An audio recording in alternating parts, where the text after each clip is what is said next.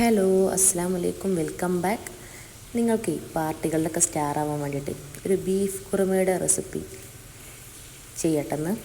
അടിപൊളി കുറുമ കേട്ടോ. അപ്പോൾ ഒരു കുക്കർ അടുപ്പത്ത് വെച്ചിട്ട് എണ്ണ ചൂടായി വരുമ്പോൾ അതിലോട്ട് 2 ടേബിൾ സ്പൂൺ എണ്ണ ഒഴിച്ചാൽ എണ്ണ ചൂടായി വരുമ്പോൾ അതിലോട്ട് ഒരു 2 കഷ്ണം പട്ട, ഒരു 3-4 ഏലക്ക, 2-3 ഗ്രാമ്പും കൂടെ ചേർത്ത് നന്നായിട്ട് ചൂടായി വരുമ്പോൾ അതിലോട്ട് ഒരു 1.5 സവാള കനം കുറച്ചരിഞ്ഞതും ഒരു പച്ചമുളകും ചേർത്തിട്ട് നന്നായിട്ട് മിക്സ് ചെയ്ത് ആവശ്യത്തിനുള്ള ഉപ്പിട്ട് നന്നായിട്ട് മിക്സ് ചെയ്ത് നല്ലോണം ഒന്ന് വഴറ്റിയെടുക്കുക കേട്ടോ. അതിലോട്ട് ആവശ്യമായ കുറച്ച് കറിവേപ്പില ഇട്ട് കൊടുത്തിട്ട് നന്നായി വഴന്നു വന്നതിന് ശേഷം ഒരു 2 ടീസ്പൂണ് ഇഞ്ചി വെളുത്തുള്ളി ചതച്ചത് രണ്ടും കൂടെ മിക്സഡ് ആക്കിയിട്ട് 2 ടീസ്പൂണ് ഇഞ്ചി വെളുത്തുള്ളി ചതച്ചതും ഒരു തക്കാളിയും കനം കുറച്ചരിഞ്ഞിട്ട് അധികം പഴുക്കാത്ത തക്കാളി ഉണ്ടാവില്ലേ അതും ചേർത്തിട്ട് അതിലോട്ട് 1 ടീസ്പൂണ് കുരുമുളക് പൊടി, 2 ടീസ്പൂണ് മല്ലിപ്പൊടി കൂടെ ചേർത്ത് പച്ചമണം മാറുന്നത് വരെ നന്നായിട്ട് മിക്സ് ചെയ്ത് അതിലോട്ട് കിഴങ്ങ്, അതായത് മീഡിയം കിഴങ്ങാണെങ്കിൽ 2 എണ്ണം, വലുതാണെങ്കിൽ 1 എണ്ണം മതിയാവും കേട്ടോ. അതും കൂടെ ചേർത്തിട്ട് നന്നായിട്ട് മിക്സ് ചെയ്യുക. ഞാൻ ഇപ്പോൾ 1/2 കിലോ ബീഫാണ് ചേർത്തിട്ടുള്ളത്. 1/2 കിലോ ബീഫും കൂടെ ചേർത്തിട്ട് നന്നായിട്ട് മിക്സ് ചെയ്ത് ആവശ്യത്തിന് ഉള്ള വെള്ളം ഒഴിച്ചിട്ട് അതിലോട്ട് ആവശ്യമായ ഉപ്പും ചേർത്ത് നന്നായിട്ട് മിക്സ് ചെയ്തിട്ടൊന്ന് കുക്കർ അടച്ച് വെച്ച് കുക്കിക്കുക കേട്ടോ.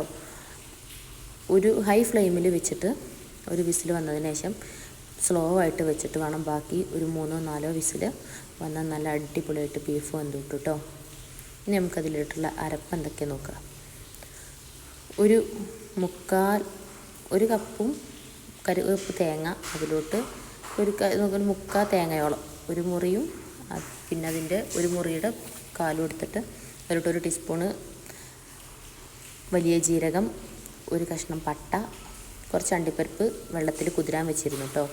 അതും കൂടെ ചേർത്തിട്ട് ഒരു 10 അണ്ടിപ്പരിപ്പോളം ചേർത്തിട്ടുണ്ട്.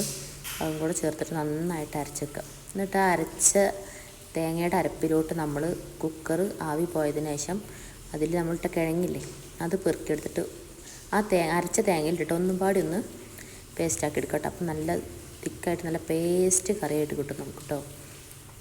എന്നിട്ട് അത് നമ്മുടെ അരപ്പ് നമ്മുടെ ഈ ബീഫിലോട്ട് ചേർത്ത് നന്നായിട്ട് മിക്സ് ചെയ്തിട്ട് ഒരു പിടി മല്ലിയില അതിൻ്റെ മുകളിൽ വിതറി ഒന്ന് ജസ്റ്റ് ഒന്ന് ചൂടാവുന്നത് വരെ കറി ഒന്ന് അടുപ്പിൽ വെച്ചാൽ നമുക്ക് അടിപൊളി ബീഫ് കുറുമ റെഡി.